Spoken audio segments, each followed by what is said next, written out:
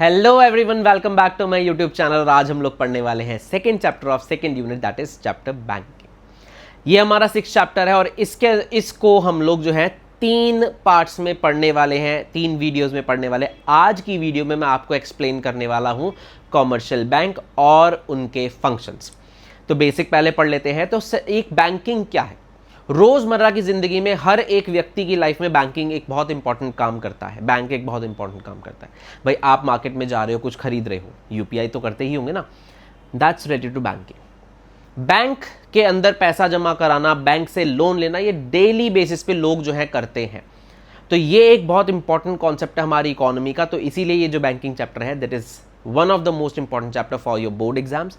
इस चैप्टर के कम से कम नहीं तो 4 से 6 नंबर का आपका जो है कॉन्सेप्ट रहेगा बोर्ड्स के अंदर। बड़े ध्यान से पढ़ना, बहुत इजी चैप्टर है, बहुत ही ज़्यादा इजी चैप्टर है। और अगर अच्छे से पढ़ लिया तो 4 से 6 नंबर आपके बोर्ड्स में पक्के हो गए।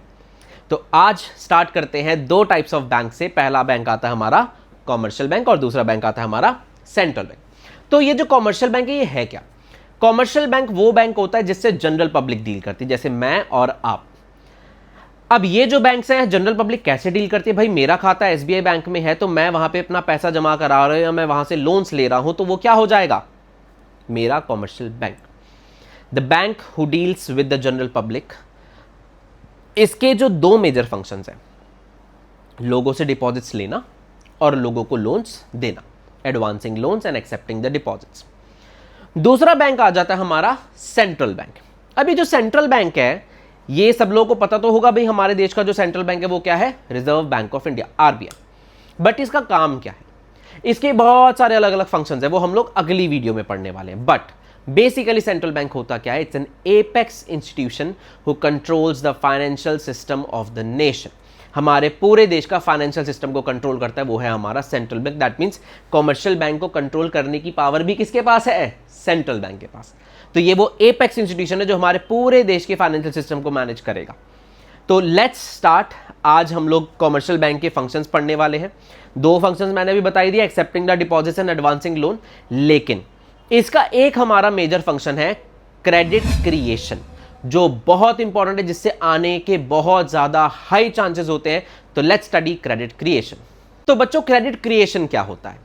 क्रेडिट क्रिएशन होता है capacity of a commercial bank to create credit in the economy. Credit means loans.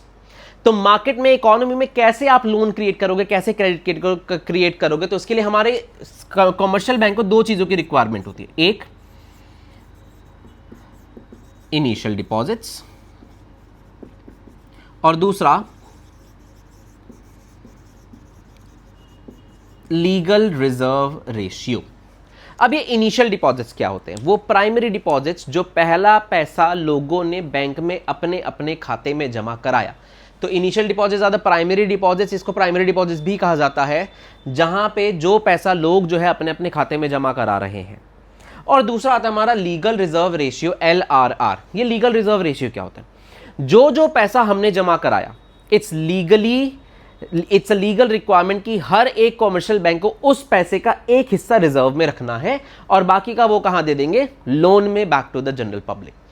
तो लोगों ने जो पैसा जमा कराया उसका एक हिस्सा रिजर्व में जाता है, वो रिजर्व होता है लीगल रिजर्व रेशियो, ताकि कल को लोग अगर अपना पैसा वापस मांगने आए तो बैंक के पास इतना रिजर्व होना चाहिए कि वो लोगों को वापस से रीपे कर सके। तो लीगल रिजर्व रेशियो दूसरा कॉन्सेप्ट हो गया।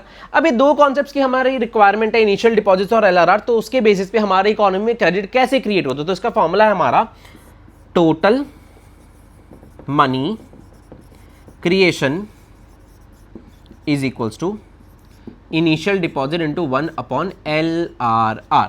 ठीक है, मान लेते हैं इनिशियल डिपॉजिट हमारे, just assuming the value, initial deposit हमारे 1000 के हैं और LRR है 20%। ना इट्स इन परसेंटेज, ठीक है, तो इंटू 100 होगा ही होगा, ऑब्वियस है। तो इंटू 100 करके हमारा ये आ जाएगा 5000। अब ये 1000 रुपए के इनिशियल डिपॉजिट से 5000 रुपए बन गए, कैसे बने? तो इसका पूरा प्रोसेस है, आइए समझते हैं। आज चल रही थी क्रेडिट क्रिएशन की, तो इनिशियल डिपॉजिट इंटू 1/LRR हमारा फॉर्मूला है। 1000 रुपए से 5000 बने, कैसे बने? तो ये जो कॉन्सेप्ट है हमारा 1000 से 5000 बनाने का जो कॉन्सेप्ट है, उसके लिए हमें एक टेबल बनाना पड़ेगा जिसके थ्रू हम लोग समझेंगे। तो राउंड्स आते हैं सबसे पहले। Then the deposits which people had deposited in the bank, फिर एक रिजर्व जो गवर्नमेंट जो बैंक अपने पास रखता है LRR, और बाकी का पैसा कहाँ जाता है, लोन्स में। तो पहला राउंड 1000 रुपए का जो डिपॉजिट आया था बैंक के पास, उसका रिजर्व कितना गया था, 20%, जो अभी हमने अज्यूम किया था। तो 1000 रुपए का 20% that is 200 and rest 800 will be given as loans. अभी जो 800 रुपए हमारा लोन का अमाउंट है, ये वापस कभी ना कभी तो बैंक में आएगा ना, तो इसको कहा जाएगा डेरिवेटिव डिपॉजिट्स। तो ये जो 800 रुपए है ये वापस से बैंकिंग सिस्टम में in the form of deposits आएंगे। तो यहां पे हमारा सेकंड राउंड स्टार्ट हो जाता है, that is 800 will be our derivative deposits, जो इससे डिराइव होके आए।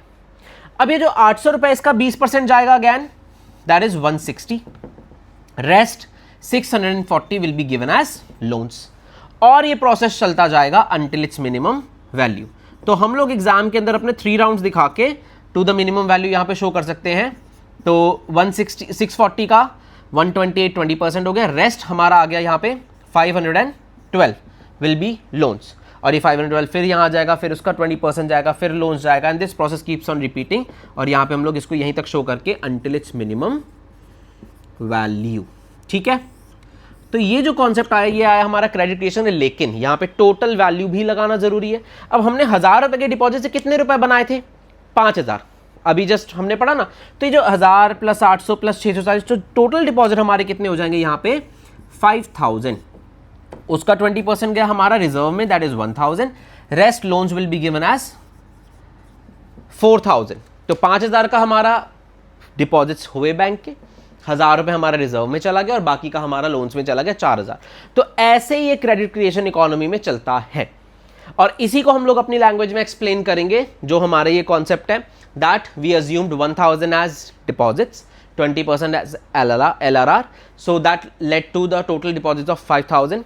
So the process is 20% of these deposits are kept as reserves, that is rupees 200, rest 800 will be given as loans. Further, though 800 will come back into the banking system as derivative deposits.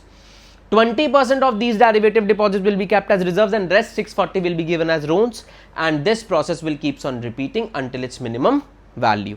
तो ये है हमारा पूरा process credit creation का। इस concept से बहुत ज़्यादा आता है हमारे बोर्ड्स के अंदर, ज़्यादातर MCQ में भी आता है, वैसे भी आता है। सो प्लीज़ इस वाले कॉन्सेप्ट को बड़े ध्यान से पढ़ना। तो आज इस वीडियो के अंदर हमने क्या क्या पढ़ लिया, कॉमर्शियल बैंक की डेफिनेशन, सेंट्रल बैंक की डेफिनेशन, और कॉमर्शियल बैंक का एक बड़ा major function that is credit creation.